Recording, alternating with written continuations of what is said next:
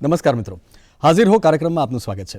મિત્રો, આ શ્રેણી અંતર્ગત જુદા જુદા અંકમાં આપણે અલગ અલગ કાયદાની વિવિધ જોગવાઈઓ વિશે વિસ્તૃત માહિતી અને માર્ગદર્શન મેળવીએ છીએ. મિત્રો, રોજબરોજના જીવનમાં એક સંદર્ભ ખૂબ જ અગત્યનો છે, નાણાંની લેવડ દેવડનો.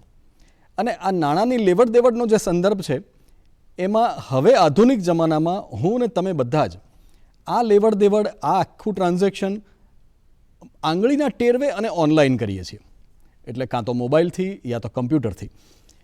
તેમ છતાં હજુ પણ અસંખ્ય ટ્રાન્ઝેક્શન્સ એવા છે કે જે લેખિત સ્વરૂપમાં પણ થાય છે. એટલે કે કોઈ એક વ્યક્તિએ બીજી વ્યક્તિને જો નાણાં ચૂકવવાના થતા હોય તો હાલમાં ચૂકવવાના હોય કે પછી પોસ્ટ ડેટેડ ચૂકવવાના હોય, એ બંને સ્વરૂપમાં ચેક લખી અને એ નાણાં ચૂકવવાની કાં તો કાર્યવાહી થાય છે અથવા તો નાણાં ચૂકવવાની બાંહેધરી આપવામાં આવે છે. મિત્રો, જ્યાં જ્યાં આ ચેકના ટ્રાન્ઝેક્શન થાય છે, એટલે કે લેખિતમાં જો ચેક આપવામાં આવે છે, તો સાથે સાથે ઘણા બધા કિસ્સા ચેક રિટર્નના પણ થતા હોય છે. અને મિત્રો, ઘણા બધા નાગરિકોને આ ચેક રિટર્ન થવાને કારણે એને લગતી આનુષંગિક જે કાયદાની જોગવાઈઓ હોય એમાંથી પસાર થવું પડતું હોય છે.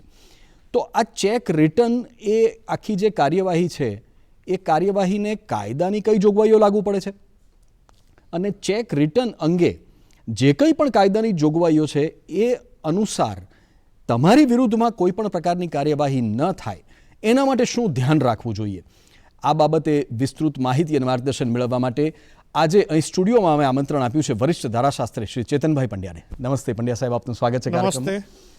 પંડ્યા સાહેબ, ખૂબ જ અગત્યનો આ એક મુદ્દો છે કે ચેક રિટર્ન. લગભગ બધા જ નાગરિકોએ આ શબ્દ તો સાંભળ્યો છે, પણ આ ચેક રિટર્નની જે કાર્યવાહી હોય છે, એટલે કે જો કોઈને લખેલો ચેક પરત ફરે અને એ નાણાં એને ન મળે તો જે કાર્યવાહી થતી હોય છે એ અંગે કાયદો શું કહે છે? ચેક રિટર્ન, ચેક શબ્દ બહુ હવે કોઈના માટે નવો નથી રહ્યો. હવે દરેક વ્યક્તિ પાસે એમનું ખાતું છે, ખાતું હોય છે, બેંકમાં અકાઉન્ટ હોય છે. પહેલાં પોસ્ટ ઓફિસ હતી કે જેમાં ચેકની સગવડ નહોતી. હવે અત્યારે જે આપણે જે નેશનલાઇઝ બેન્કો છે અને પ્રાઇવેટ બેન્કો પણ છે, આ તમામ બેન્કો નાણાંની લેવડ દેવડ આપણે બે રીતે કરી શકીએ. એક, તમે કેશથી કે જે રોકડનો વ્યવહાર છે તે કરી છે, અને બીજું આપણે જે છે ચેક આપીએ છીએ. દરેક ટ્રાન્ઝેક્શન, દરેક વ્યવહાર માટે તમારી પાસે નાણાં તમારી પાસે હાજર હોવા જરૂરિયાત નથી. ઘણી વખત નાણાં તમે અમુક સમયાંતરે આપવાના હોય છે, જે આપણે ઇન્સ્ટોલમેન્ટ કહીએ છીએ સાદી ભાષામાં, કે અમુક મુદત દર મહિને આપવાના હોય છે. અને અમુક ટ્રાન્ઝેક્શન માટે ઘણા વધારે રૂપિયાની જરૂર પડતી હોય કે જેટલા રૂપિયા તમે કેશ લઈને ફરી શકો નહીં. ઇવન ઇન્કમ ટેક્સ, પોલીસ પણ તમને રોકીને પૂછી શકે છે કે આટલા બધા રૂપિયા લઈને તમે કેમ જાઓ છો. ઘણી વખત માણસ તાત્કાલિક જવાબ ન આપી શકે તો એવા નાણાં સીઝ પણ પોલીસ અથવા તો ઇન્કમ ટેક્સ ઓથોરિટી કરી લેતી હોય છે. તો એ બધા સંજોગોની અંદર, જેમ કે પહેલાંના જમાનામાં છે કે જ્યારે આ બધી આધુનિક સગવડો નહોતી, જ્યારે વેપારીઓ એક ગામથી બીજે ગામ જતા, જ્યારે પૈસાની જરૂર પડતી, તો ત્યારથી શબ્દ પ્રચલિત બન્યો હુંડી. એટલે હુંડી લખી આપતા કે જ્યારેથી એક કરાર લખવામાં આવતો કે આવનાર વ્યક્તિને તમારે પાસે 100 દિનાર આપવા કે 100 સિક્કા આપવા, એની હુંડી હું આ લખી આપું છું. એટલે આ શબ્દ આપણો નવો નથી. આપણો જે દેશ જે છે, આપણી સંસ્કૃતિ જે છે, આપણો જે વાણિજ્ય વ્યવહાર છે, વર્ષો જૂના છે. કાયદો 1881માં બન્યો, નેગોશિયેબલ ઇન્સ્ટ્રુમેન્ટ એક્ટ જે છે 1981માં બન્યો, એનું લેખિત સ્વરૂપ આવ્યું. ત્યાં સુધી પહેલાં હુંડી શબ્દ પ્રચલિત હતો જ આપણા ભારત દેશની અંદર. અને એ વાણિજ્ય વ્યવહારની અંદર હુંડી એક વ્યક્તિ લખી આપતી, બીજી વ્યક્તિ હુંડી સ્વીકારતી. અને જ્યારે હુંડીનો અનાદર થતો તો એ જમાનામાં પણ એની સામે કાયદાકીય પ્રક્રિયા લેવાતી. આ જ શબ્દ જ્યારે લેખિત સ્વરૂપમાં આવ્યું ત્યારે નેગોશિયેબલ ઇન્સ્ટ્રુમેન્ટ એક્ટ બન્યો, જે 1881નો કાયદો છે, અંગ્રેજોના વખતનો કાયદો છે, અને એ હાલમાં પણ પ્રચલિત છે. જે આપે કહ્યું કે ચેક એટલે શું? ચેક એ એક ઇન્સ્ટ્રુમેન્ટ છે. એક આપણે એને કાગળમાં જેમ હુંડી લખી આપીએ એ રીતે જે પ્રોમિસરી નોટ છે, હુંડી છે, આના પાછળનો પર્પઝ એવો છે કે તમે કોઈ પણ વ્યક્તિ કોઈ વ્યવહાર કરો છો એની સાથે તમારે પેમેન્ટ આપવાનું છે, નાણાંની ચૂકવણી કરવાની છે. તો જ્યારે ચૂકવણી કરવાની છે તો આનાથી તમે એક વિશ્વાસ આપો છો, એક ભરોસો આપો છો કે આજે હું તમને આ ચેક આપું છું, તમે મને વસ્તુ આપો છો. તો આ ચેક તમે તમારા બેંકના ખાતામાં જ્યારે ભરશો એની જે મુદતે, ત્યારે એ સ્વીકારાઈ જશે. એટલે આની જે તમારી ઓનેસ્ટી અને ઇન્ટિગ્રિટી, તમારી પ્રમાણિકતા અને તમારી ઈચ્છા છે કે તમે જે સેવા લો છો અથવા જે તમે વસ્તુની ખરીદી કરો છો એનું તમે વળતર ચૂકવી દેશો, એનું કન્સિડરેશન ચૂકવી દેશો. The basic aim and object behind this act is honesty and integrity. જી એટલે પંડ્યા સાહેબ, આપે ખૂબ જ સુંદર ઉદાહરણ આપ્યું કે જેમ અગાઉના સમયમાં હુંડી લખી આપવામાં આવતી કે એક ગામથી હુંડી લખી આપી હોય અને બીજે ગામ જઈ અને એના કન્સર્ન વ્યક્તિને જ્યારે હુંડી બતાવે તો એને ત્યાંથી એટલા રૂપિયા મળી જતા. આજે પણ કદાચ એ હુંડીનું એક સ્વરૂપ આ ચેક છે કે જે એક વ્યક્તિ બીજી વ્યક્તિને લખી આપે અને એ જે તે બેંક એને એ ચેકના આધારે, એ લખાણના આધારે નાણાં ચૂકવે છે. હવે આ આખી જે વાત છે એમાં પંડ્યા સાહેબ, આપે કહ્યું કે હુંડી, પ્રોમિસરી નોટ અને ચેક એ ત્રણ જે મુખ્ય માધ્યમ કહી શકાય એક વ્યક્તિથી નાણાં બીજી વ્યક્તિ સુધી પહોંચવા માટેના, તો એનું સ્વરૂપ કયું હોવું જોઈએ? શું એનું કાયદામાં વર્ણન છે? હા, નેગોશિયેબલ ઇન્સ્ટ્રુમેન્ટ એક્ટની અંદર દરેકની વ્યાખ્યા આપેલી છે. હુંડી કોને કહેવાય, પ્રોમિસરી નોટ કોને કહેવાશે અને ચેક કહેવાનો કહેશે. એવું નથી કે તમે ચેક આપો એ દિવસથી જ એ ચેક બની જાય છે. એ નેગોશિયેબલ ઇન્સ્ટ્રુમેન્ટ હોય છે. એ ચેક ક્યારે બનશે કે સપોઝ તમે 1 જાન્યુઆરીએ 2023 કોઈ ચેક આપ્યો છે પણ એની પર ચેક પર તારીખ લખી છે 1 ફેબ્રુઆરી 2023, તો એ 1 જાન્યુઆરીથી 31 જાન્યુઆરી સુધી નેગોશિયેબલ ઇન્સ્ટ્રુમેન્ટ રહેશે અને ચેક 1 ફેબ્રુઆરીએ જ બનશે. ત્યાં સુધી એક માત્ર ઇન્સ્ટ્રુમેન્ટ છે. એને ચેક જ્યારે દિવસથી એનો જે વેલિડિટી, પછી પહેલાં એનો જે પીરિયડ નહોતો, પછી 6 મહિનાની વેલિડિટી આવીને હાલમાં ચેકની વેલિડિટી 3 મહિના છે. અને દરેક ચેક ઉપર છાપવામાં આવે છે દરેક બેંક દ્વારા કે આ કેટલા સમયની વેલિડિટી છે. અને આપે જો નોંધ્યું હશે તો ચેકની અંદર ડાબી સાઈડ એક નાની પતલી લાઈન પર એ ચેકબુક ક્યારે ઇસ્યુ થઈ છે એ પણ લખવામાં આવે છે. એટલે ઘણી વખત ટ્રાન્ઝેક્શનો એવા હોય છે કે કોઈ ટ્રાન્ઝેક્શન તમારું હોય નહીં, અથવા સિક્યુરિટી માટે તમે ચેક આપ્યો હોય, અથવા ચેક આપ્યા પછી રોકડનો વ્યવહાર પતી ગયો હોય, છતાં પણ એ ચેકોનો દુરુપયોગ થતો હોય, અથવા કોઈ જૂના ટ્રાન્ઝેક્શનના ચેક દુરુપયોગ થતો હોય, તો તમે એ વખતે એ ચેકમાં ડાબી સાઈડ પર એ ચેકબુક ક્યારે ઇસ્યુ થઈ છે હવેની તારીખ લખવામાં આવે છે. એનાથી ઘણા બધા જે વાદ વિવાદ થતા હોય છે એમાં કહેવાતું હોય છે કે આ ચેક અમારો જૂનો હતો, તો એને તમે સાબિત કેવી રીતે કરવું? તો આ એક માધ્યમ છે કે તમે એમાં જોઈને કહી શકો કે જે વખતે મારે આ ડિસ્પ્યુટ થયો કે વિવાદ થયો ત્યારે આ ચેક મારી પાસે હતો જ નહીં અથવા મેં આપ્યો નહોતો. જી એટલે પંડ્યા સાહેબ, આપે કહ્યું એ જ પ્રમાણેના પ્રશ્નો ઘણા બધા નાગરિકોના મનમાં હોય છે કે જ્યારે ચેક આપ્યો હોય અને કોઈક બીજા જ કારણસર એનો ઉપયોગ થઈ જાય, અથવા તો જ્યારે ચેક વાપરવાનો હોય, જ્યારે ચેકને જમા કરાવવાનો હોય એ સિવાયના સમયમાં બીજા કોઈ પ્રકારના વ્યવહારમાં એ ચેકનો વપરાશ થાય. ચેક જ્યારે લખવામાં આવે ત્યારે સતત દરેક નાગરિકના મનમાં ચિંતા હોય છે કે જો આમાં કંઈ ભૂલ થશે અને એ પરત આવશે અને મારે કોઈ કાયદાકીય કાર્યવાહી ફેસ કરવી પડશે. આપે જે કહ્યું એના માટે શું ચેકની પાછળના ભાગમાં એ શાના માટે આપવામાં આવ્યો છે અને સ્પેસિફિક આ જ કારણ માટે આપવામાં આવ્યો છે એવું લખાણ કરી શકાય? ચોક્કસ લખી શકાય. આ બહુ જ તમે સારો મુદ્દો ઉઠાવ્યો છે કે જેનાથી ચેકનો દુરુપયોગ ચોક્કસ તમે અટકાવી શકો કે અને ચેકની પાછળ લખાણ લખવા માટે કોઈ પ્રતિબંધ નથી. તમે એવું લખી શકો છો કે આ ચેક તમે કયા ટ્રાન્ઝેક્શન, કયા વ્યવહાર માટે આપી શકો છો અથવા કઈ સેવા માટે તમે આપી રહ્યા છો. એટલે એનાથી દુરુપયોગ તમે ચોક્કસ એનો અટકાવી શકો છો. અને એનો બીજો તમને ફાયદો એ રહેશે કે તમે જે સમયે ચેક આપો છો તો તમે શેના માટે ચેક આપો છો એ જ એમાં ચેક પોતે જ કહી આપે છે. એના માટે તમારે પાછળથી કોઈ જવાબ આપવાનો, કોઈ એફિડેવિટ કરવાની, કોઈ સોગંદનામું કરવાનું કે કોર્ટમાં જઈને કહેવાનું જરૂરી નથી કે એ સેલ્ફ એક્સપ્લેને છે. એ ચેક પોતે જ કહે છે કે શેના વ્યવહાર માટે આપવામાં આવ્યો છે. તમારે અલગથી કોઈ લખાણ કે કોઈ સાક્ષીની જરૂર નહીં પડે એના માટે. જી પંડ્યા સાહેબ, હવે જે આજની ચર્ચાનો જે મહત્વનો મુદ્દો છે એ ખરો પ્રશ્ન એ કે જ્યારે કોઈ વ્યક્તિએ મને ચેક આપ્યો અને હું મારી બેંકમાં એ ચેકને જમા કરાવવા જાઉં છું અને જો એ ચેક પરત ફરે છે, નાણાં મને નથી મળતા, તો મારે શું કરવું જોઈએ?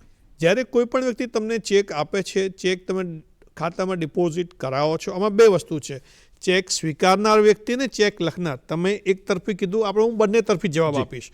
કે સપોઝ પહેલાં જે તમે સવાલ કર્યો કે તમે ચેક જે જમા કરાવ્યો અને ચેક પાછો ફર્યો, તો તમે ચેક જમા કરાવ્યા પછી સામાન્ય રીતે હવે બેન્કો તમને વોટ્સઅપ મેસેજ અથવા તો ટેક્સ મેસેજથી તમને જાણ કરે છે કે તમારો ચેક સ્વીકારાઈ ગયો કે પરત ફર્યો.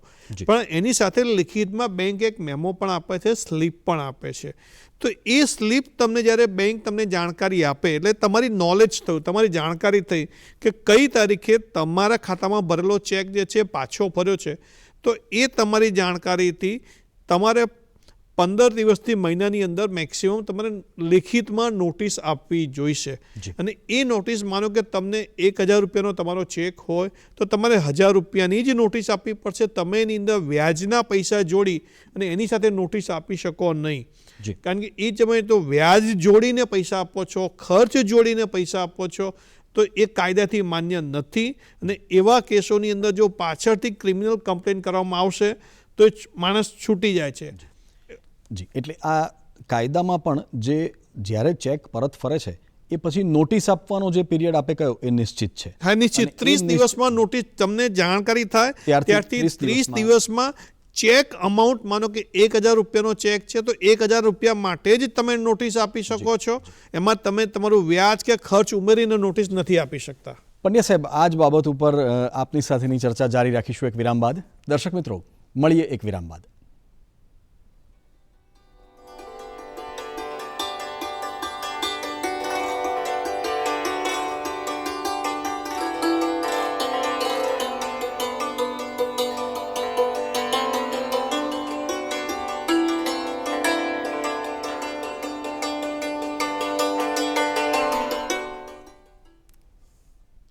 વિરામ બાદ પુનઃ એક વાર આપનું સ્વાગત છે મિત્રો. કાર્યક્રમ હાજર હો અંતર્ગત આજનો વિષય છે ચેક રિટર્ન અને કાયદો. અને આ વિશે વિસ્તૃત માહિતી અને માર્ગદર્શન આપી રહ્યા છે વરિષ્ઠ ધારાશાસ્ત્રી શ્રી ચેતનભાઈ પંડ્યા. પંડ્યા સાહેબ, આપે વિરામ અગાઉ ચેક, હુંડી અને પ્રોમિસરી નોટ આ બધા જે નેગોશિયેબલ ઇન્સ્ટ્રુમેન્ટ તરીકે ગણાય અને જો ચેક રિટર્ન થાય છે તો એવા સમયે જે પ્રથમ નોટિસ આપવી જોઈએ એ વિશેની સમજ આપી. હવે પંડ્યા સાહેબ, જ્યારે કોઈ પણ ચેક પરત ફરે છે, સ્વીકારાતો નથી અને જો નોટિસ આપવી પડે ચોક્કસ જે 30 દિવસ આપે કહ્યા એ પ્રમાણે, તો આ નોટિસની અંદર કન્ટેન્ટ શું હોવા જોઈએ? આ જે નોટિસ જે તમે આપો છો એ તમારે લિખિતમાં આપવી જોઈએ. તમે જાતે પણ આપી શકો છો. પણ હું એવું ચોક્કસ તમને એડવાઇસ કરીશ કે તમે કોઈ પણ એડવોકેટ અથવા ધારાશાસ્ત્રીને સંલગ્ન એમને સલાહ લઈ અને નોટિસ આપી સલાહ ભર્યું છે. કારણ કે અમુક જે આ જે ટેકનિકલ કાયદો છે તો એના પ્રમાણેના તત્વો એમાં હોવા જોઈએ. નોટિસમાં તમારે સ્પષ્ટપણે લખવું પડે કે આ ચેક લીગલી એન્ફોર્સેબલ ડ્યુઝ એવા શબ્દો કાયદાના છે. એટલે કાયદાથી વસૂલ કરી શકાય તેવા લેણા પેટે જે ચેક આપેલો હોય તો જ એની તમે કાયદેસર કલમ 138 હેઠળ તમે એની સામે કાર્યવાહી કરી શકો છો. જો કાયદેસર લેણા પેટાના જો આ ચેક ન હોય તો આ કાયદાની કલમ હેઠળ તમે કાર્યવાહી કરી શકો નહીં. એટલે જ્યારે કોઈ પણ નોટિસ આપવામાં આવે તો એમાં તમારે લખવું પડે કે આ જે માનો કે 1000 રૂપિયાનો જે ચેક આપ્યો છે કે 10,000નો ચેક છે, એ ચેક કયા કાયદેસરના લેણા પેટે આપવામાં આવ્યો હતો, એ ચેક એ બનાવ તમારે અથવા એ બિલ અથવા એ જે ટ્રાન્ઝેક્શન તમારે લખવું જોઈએ. અને સાથે સાથે એ પણ લખવું જોઈએ કે તમે તમારા ખાતામાં ચેક ભરતો અને એ સ્વીકારાયો નથી અને ન સ્વીકારવા માટેનું કારણ એમાં શું આપ્યું છે, ફંડ્સ ઇનસફિશિયન્ટ છે, સ્ટોપ પેમેન્ટ છે, એક્સિટ્સ અરેન્જમેન્ટ છે, એવા ઘણા બધા કારણો એની અંદર હોય છે. એ કારણસરથી તમારે કહેવું પડે કે ભાઈ આ નોટિસથી આ ટ્રાન્ઝેક્શનના આ કાયદેસરના લેણા પેટે તમે મને ચેક આપ્યો હતો, ચેક મારા ખાતામાં ભરતા તમારી બેંકે એને સ્વીકારી નથી, આ કારણસર પરત કર્યો છે. એટલે હું તમને નોટિસ આપું છું કે 30 દિવસમાં મને પૈસા આપી દો, અન્યથા કાયદાની કલમ પ્રમાણે હું તમારી સાથે એ સજાને પાત્ર જે ગુનો જે છે એમાં કોર્ટ સજા કરી શકે છે, 1 વર્ષ સુધીની સજા અને ચેકની રકમથી બમણા રકમ સુધીનો દંડ કરી શકે છે. એ કાર્યવાહી જે છે અને આ કાર્યવાહી કોર્ટ સમરી પણ ચલાવી શકે છે અને ફૂલ ફ્લેજ સમન્સ ટ્રાયલ તરીકે પણ ચલાવી શકે છે અને વોરંટ ટ્રાયલ તરીકે પણ ચલાવી શકે છે. એવી બધી જ માહિતી અંદર નોટિસમાં લખવી જોઈએ. પંડ્યા સાહેબ, આ નોટિસ જ્યારે આપવાની થાય તો ઘણીવાર એવું બનતું હોય છે કે ચેક લખનાર જે હોય એ કોઈ એક ભાગીદારી પેઢીના એક જ ભાગીદાર હોય અથવા કોઈ એક કંપનીમાંથી કોઈ એક ડિરેક્ટરે સહી કરી હોય જેના બીજા ભાગીદારો કે બીજા ડિરેક્ટરોની આપણને જાણ નથી. તો શું આ ચેક જેણે સહી કરી છે એવા એક જ વ્યક્તિને સંબોધીને મોકલવામાં આવે તો પણ એ કાયદેસર ગણાય? હા, કાયદેસર ગણાય. નોર્મલી જો કોઈ કંપની કે ભાગીદારી પેઢીએ નોટિસ આપી હોય તો ભાગીદારી પેઢી અને કંપનીને તમારે નોટિસ ચોક્કસ આપવી જોઈએ અને કંપની અને એના ડાયરેક્ટર અને ભાગીદારી પેઢી અને એના ભાગીદારોને તમારે નોટિસ આપવી જ જોઈએ. કારણ કે ઓનરેબલ સુપ્રીમ કોર્ટનું અનિતા હાડાના કેસમાં જજમેન્ટ છે એમાં એવું કીધું છે કે જો તમે માત્ર ભાગીદારોને નોટિસ આપી છે અથવા માત્ર ડાયરેક્ટર્સને તમે નોટિસ આપી છે તો એ તમારી ફરિયાદ ટકી શકે એમ નથી. કારણ કે ચેકના નાણાં આપવાની પ્રાથમિક જવાબદારી ભાગીદારી પેઢી અથવા તો એક કંપનીની હતી. એ પાર્ટનર્સ કે ડાયરેક્ટરની અંગત જવાબદારી નથી આવતી. એટલે તમારે જ્યારે કોઈ નોટિસ આપો છો ત્યારે ભાગીદારી પેઢી અથવા તો કંપની હોય તો એને કંપની કે ભાગીદારી પેઢીને પ્રથમ નામ લખો અને પછી એના જે બી ભાગીદારો અથવા ડાયરેક્ટર છે એમના નામ લખો. અને તમે જ્યારે નોટિસ લખો છો ત્યારે નોટિસમાં એવું લખવાનું છે કે જે કોઈ ભાગીદાર અથવા ડાયરેક્ટર જે છે એમની કેમ જવાબદારી ઊભી થાય છે. કારણ કે એના કાયદાના તત્વો એવું છે કે જે વ્યક્તિ day to day in charge and responsible for the conduct, એટલે કે ભાગીદારી પેઢી કે કંપનીના રોજબરોજના વહીવટમાં સંચાલન અને એ વહીવટના સંચાલન માટે જવાબદાર વ્યક્તિ છે એ જ કાયદા હેઠળ જવાબદાર ઠરે છે. એટલે ટ્રાન્ઝેક્શનમાં આપણે સમજાવવું જોઈએ છે કે કઈ વ્યક્તિ એના કેવી રીતે એના રોજબરોજના સંચાલનમાં છે અને કઈ રીતે જવાબદાર છે. કે જેમ તમે કહી શકો છો કે તમે અમને મળ્યા હતા, આ તારીખે મળ્યા હતા, આ જગ્યાએ મળ્યા હતા, આ ટ્રાન્ઝેક્શન માટે આ રીતે આપણે વાત કરી હતી અથવા આ સેવાની વાત થઈ હતી અથવા આ વ્યક્તિ આ વસ્તુ મેં આ તમારી ઓફિસે દુકાને આવીને મેં ખરીદી હતી અથવા તમે લીધી હતી કે ખરીદી, જે બી ટ્રાન્ઝેક્શન હોય તે એ લખવું જોઈએ, એનો ઉલ્લેખ કરવો જોઈએ.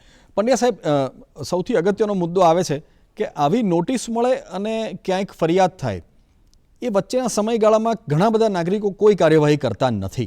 શું આ નોટિસ કોઈને પણ આવી આવે એટલે કે જ્યારે મળે ચેક રિટર્ન અંગેની તો શું એનો રિપ્લાય આપવો જોઈએ? આપવો જ જોઈએ. જેમ મેં પહેલાં કહ્યું એ પ્રમાણે કે આ કાયદાનો મૂળભૂત હેતુ ઓનેસ્ટી અને ઇન્ટિગ્રિટી ઉપર છે. જી, જો તમે કોઈ નોટિસનો જવાબ નથી આપતા એનો મતલબ એવો છે કે તમારો ઈરાદો જ ચેકના નાણાં આપવાનો નહોતો. જી, એટલે તમે એક વખત પૈસા આપ્યા નથી, તમારો ચેક પાછો ગયો છે અને એ પાછો ગયા પછી પણ તમે શાંતિથી બેસી રહો છો. એટલે તમારો ઈરાદો પૈસા આપવાનો નથી એવું અનુમાન થશે. એમ પણ આ કાયદાની અંદર અનુમાન વિરુદ્ધનું છે કે જ્યારે તમે કોઈ પણ ચેક આપો છો તો એ ચેક કાયદેસરના લેણા માટે આપ્યો છે એવું અનુમાન કરવાનું છે, એવું કાયદાની પ્રોવિઝન છે. તો જ્યારે કાયદાનું આવું અનુમાન છે કે તમે જે ચેક આપ્યો છે કાયદેસર લેણા પેટે જ આપ્યો છે તો જ્યારે પણ ચેક પાસ તમારો સ્વીકારાતો નથી, ઘણા બધા એવા કિસ્સા હોય છે, એવા ડિસ્પ્યુટ હોય છે કે જેના કારણે તમે પોતે જ ઘણી વખત સ્ટોપ પેમેન્ટની સૂચના બેંકને આપતા હોય છો. તો સૌથી પહેલું જે છે કે એટ ધી અર્લીએસ્ટ ઓપોર્ચ્યુનિટી, એટલે કે તમારે બેંકને જ્યારે સ્ટોપ પેમેન્ટની તમે સૂચના આપો છો તો એ સૂચનામાં માત્ર સ્ટોપ ધ ચેક એવું નહીં, પણ એ ચેકનું પેમેન્ટ કેમ નહીં કરવું એના માટેના કારણો તમારે જણાવવા જોઈએ કે જેથી તમારી સામે જે રિવર્સ બર્ડન જે છે, જે અનુમાન જે છે, જે સ્વીકારી લેવામાં કાયદાનું જે પ્રોવિઝન છે કે આ ચેક કાયદેસર લેણા પેટે જ આપ્યો છે અને એ સ્વીકારવો જોઈએ. તો સૌથી પહેલું એનું ખંડન તમે જ્યારે સ્ટોપ પેમેન્ટની સૂચના બેંકને આપો છો ત્યારે કરો છો કે ભાઈ આ મારી સેવામાં ખામી છે અથવા જે મેં કોઈ વસ્તુ ખરીદી છે, માલ ખરીદ્યો છે, એની ક્વોલિટી કે ક્વોન્ટિટીમાં ઉણપ છે કે એના કારણે મારે આ પૂરું પેમેન્ટ આપવાનું થતું નથી. એટલા માટે પુરાવા તરીકે પણ પુરાવા તમે યુઝ કરી શકો. અને એટલે એ જ તમે જે કહ્યું એ જવાબમાં પણ અને ચોક્કસ જવાબ આપવો જોઈએ અને એ જવાબ આપશો તો જ જ્યારે તમારે કોર્ટમાં જો કેસ થશે તો એ ટ્રાયલના સમયે પણ ધ્યાને લેવામાં આવશે. કારણ કે જે વખતે તમે વિટનેસ બોક્સમાં એન્ટર થશો ત્યારે તમને પ્રશ્નો ઊભા થઈ શકે છે. પંડ્યા સાહેબ, જમાનો ખૂબ જ વિકાસ પામ્યો છે, ઘણી બધી આધુનિક સગવડો છે, ઘણા બધા વેપાર ધંધા એવા છે કે જે એક શહેરથી બીજા શહેર, એક રાજ્યથી બીજા રાજ્યમાં કાં તો જુદા જુદા દેશો વચ્ચે પણ ચાલતા હોય છે. હવે આ ચેક લખવાની જે કાર્યવાહી છે તો એવું શક્ય છે કે વેપાર ધંધામાં બીજા રાજ્યમાંથી ચેક આપવામાં આવ્યો હોય અને નાણાં અહીં જમા થવાના હોય, એવા ચેક જ્યારે રિટર્ન થાય છે અને કાયદેસરની કાર્યવાહી કરવાનો સમય આવે છે તો એ જે ફરિયાદ દાખલ કરવાની હોય એ ક્યાં દાખલ કરવી પડશે? હા, એ તમે મુદ્દો બહુ સરસ ઉઠાવ્યો છે. એ ઇટ્સ અ જ્યુરિડિક્શન જે કહેવાય છે, હકુમત, કોર્ટની હકુમત જે આપણે સાદી ભાષામાં ગુજરાતીમાં કહીએ અથવા તો જ્યુરિડિક્શન જે કહીએ છીએ કે ગુનો જ્યાં બન્યો હોય, આજે આને ફોજદારી સ્વરૂપ આપ્યું છે ચેક બાઉન્સના કેસોને, એટલે કે એ ફોજદારી ગુનો ગણાય છે એને, કારણ કે એમાં સજા કરવામાં આવે છે. જી. જે ચેક જેનો પાછો ફર્યો છે, જેણે નાણાં નથી આપ્યા, એને ચેકના નાણાં નહીં આપવા બદલ જેલમાં મોકલવામાં આવે છે. એટલે સામાન્ય જે ક્રિમિનલ સિદ્ધાંત જે છે, ક્રિમિનલ જ્યુરિસ્પ્રુડન્સ, એના પ્રમાણે જ્યાં ગુનો બન્યો હોય એ જ્યુરિડિક્શનની અંદર દાખલ થાય. એટલે આમાં મતમતાંતર હતા. પહેલાં એવું હતું તમે કોઈપણ જગ્યાએ કરી શકો, પછી એક નામદાર સુપ્રીમ કોર્ટનું જજમેન્ટ આવ્યું, એમાં 5 જગ્યાઓ આપી જ્યાંથી ચેક ઇસ્યુ થયો હોય, જ્યાંથી નોટિસ આપવામાં આવી હોય, જે સિટીમાં ચેક દાખલ થવામાં આવ્યો હોય, જે સિટીની બેંકે આ ચેક ડિસઓનર કર્યો હોય. ત્યાર પછી ફરી પાછું બીજું સુપ્રીમ કોર્ટનું જજમેન્ટ આવ્યું ને હવે સુપ્રીમ કોર્ટનું એવું કહેવું છે કે જે ત્યાં તમે ચેક ભર્યો હોય એ બેંકની આ ફરિયાદ દાખલ થઈ શકે. એટલે આપણે જો ઉદાહરણ સ્વરૂપે કહીએ કે હું અમદાવાદમાં રહું છું, મેં તમને ચેક આપ્યો છે, તમે રાજકોટ રહો છો અને તમે રાજકોટથી ચેક ભર્યો, તો તમારે રાજકોટની કોર્ટની અંદર તમે ફરિયાદ દાખલ કરી શકો છો ને મારે રાજકોટ આવીને લડવું પડે. એટલે જેને નાણાં મળવાના છે એને વધારે રક્ષણ આપવા માટે એને રક્ષણ, કારણ કે એનો લોસ પહેલા જ છે. એને જે સેવા આપવાની હતી સેવા આપી દીધી છે, અથવા જે વસ્તુ આપવાની હતી એને આપી દીધી છે.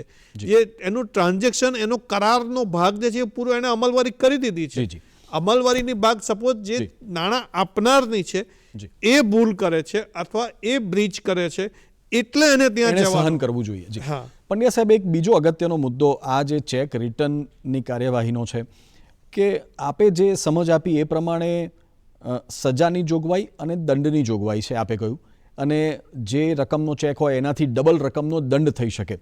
હવે સજા અને દંડ એ શબ્દ જે છે સામાન્ય સંજોગોમાં તો નાગરિકોને મૂંઝવણ એ હોય છે કે સજા બી એને કરવામાં આવશે અને દંડ પણ કરવામાં આવશે, પણ ચેકની રકમ જેને મળવાપાત્ર છે એનું શું એને એ રકમ એટલે જે દંડ છે એ જેને ચેક લખી આપ્યો છે એને ચૂકવવાનો હોય? હા, જેમાં આપણે જે ક્રિમિનલ પ્રોસિજર કોડ જે કહીએ છીએ, ભારતીય જે ફોજદારી અધિનિયમના કાર્યરીતિ માટેનો જે કાયદો જે છે એમાં કલમ 357 હેઠળ ફોજદારી કોડ એ જે દંડની રકમ જે છે એ વળતર સ્વરૂપે ફરિયાદીને ચૂકવવા માટે હુકમ કરી શકે છે. જી હા, એટલે એને સજા પણ થાય અને જે દંડની રકમ છે એ જે ફરિયાદ કરનાર વ્યક્તિને ચૂકવવાનો હુકમ કરી શકે છે, એટલે પૂરી રકમ. જી. અને પંડ્યા સાહેબ, જ્યારે આવા બધા કિસ્સા સામાન્ય રીતે જોવા મળતા હોય છે તો શું સાથે સાથે કોઈ વ્યક્તિએ આ ફરિયાદ તો કરી છે પણ આ નાણાં વસૂલ કરવા માટે, એટલે જે વ્યક્તિએ ચેક લખ્યો છે એની મિલકતોમાંથી પણ વસૂલ કરી શકે, એના માટે એ સિવિલ કાર્યવાહી પણ કરી શકે? ચોક્કસ કરી શકે, કારણ કે આ જે કાર્યવાહી છે સિવિલ નેચરની નથી. જી. નેગોશિયેબલ ઇન્સ્ટ્રુમેન્ટ એક્ટ નીચેની જે કાર્યવાહી છે ફોજદારી કાર્યવાહી છે. એમાં તમારે ગુજરાતમાં આપણે કોઈપણ પ્રકારના સ્ટેમ્પ ડ્યુટી ભરવી નથી પડતી. ભારતના અમુક રાજ્યો છે કે જેમાં બોમ્બે, રાજસ્થાન, એમાં 138ની કાર્યવાહી કરવા માટે પણ તમારે સ્ટેમ્પ ડ્યુટી ભરવી પડે છે. આપણે ગુજરાતમાં નથી. એટલે માનો તમારા લાખ રૂપિયાનો જે ચેક હોય છે તો ફોજદારી કાર્ય ક્રિમિનલ કમ્પ્લેન કરવા માટે કોઈ સ્ટેમ્પ ડ્યુટી નથી, પણ એ જ લાખ રૂપિયા વસૂલ કરવા માટે તમારે સિવિલ દાવો કરવો હોય તો સિવિલ દાવા 2 પ્રકારના, એક રેગ્યુલર સિવિલ સૂટ તમે કરી શકો છો અથવા સમરી સૂટ કરી શકો છો. તમારું ટ્રાન્ઝેક્શન શું છે એના પર નિર્ભર છે કે એના આધારે જે તે વ્યક્તિ દીવાની કાર્યવાહી તમે કરી શકો, વસૂલાત માટેની કાર્યવાહી. પણ એમાં તમારે સ્ટેમ્પ ડ્યુટી ભરવી પડે છે જે ફાઇનલ ડિગ્રી વખતે તમને મળવા પાત્ર છે. જી. પંડ્યા સાહેબ, આપે આપનો કિંમતી સમય અમારા કાર્યક્રમ માટે ફાળવ્યો બદલ હું આપનો ખૂબ ખૂબ આભાર માનું છું. ધન્યવાદ આપ બધાનો. દર્શક મિત્રો, હાજર હોના હવે પછીના અંકોમાં પણ જુદા જુદા વિષયોને લઈને ઉપસ્થિત થતા રહીશું. જોતા જ રહેશો કાર્યક્રમ હાજર હો, દર સપ્તાહે આ જ દિવસે આ જ સમયે. નમસ્કાર.